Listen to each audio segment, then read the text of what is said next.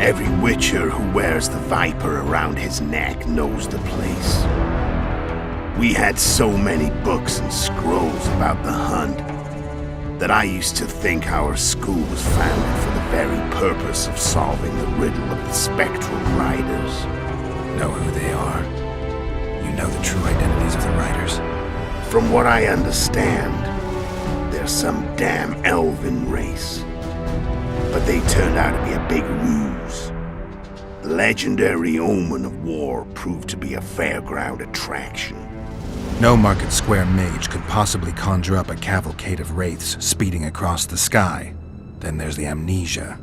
No, there's something more, I assure you. Go ahead, enlighten me. I can tell you want to. There are a lot of legends and myths about it, but the Wild Hunt is a fact. I've fought and killed many of its wraiths.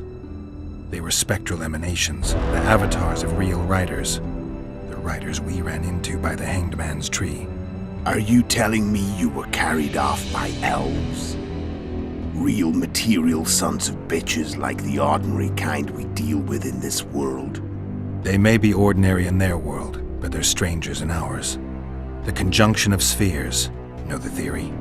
Do you know how monsters appeared in our world? There's not a witcher who doesn't know that. So you know there are other spheres. The most powerful of our mages can open passages between these worlds, and they usually do that to summon the monsters we then have to hunt. The elves we saw come from another world, and they weren't summoned. They found the way on their own. It's not exactly easy, so they usually send their spectral emanations. They come in person on special missions. As they did for you and Yennefer.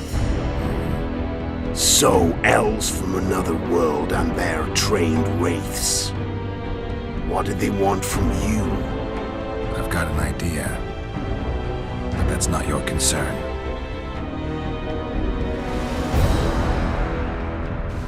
Tell me about Yennefer. What happened after I departed?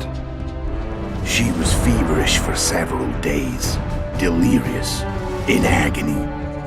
We thought that was it. She was on her way out. Somehow she recovered. But even then she was disoriented. Amnesia like you. What then? Well, the woman turned out to be quite a character. Throwing temper tantrums, trying to seduce orcs, trying to drive a wedge between us. After you so nobly sacrificed yourself, we thought it'd be dumb just to leave her somewhere. She wouldn't have survived more than a month. The whims and vigor of a duchess, but she was just a sorceress with no memory. We were in the heart of the Empire. And as I'm sure you know, Geralt, in Nilfgaard, mages who behave like that either drop their bad habits quickly, or are drawn and quartered by horses in the middle of Victory Square. So I heard. So we set out, wandered through the provinces.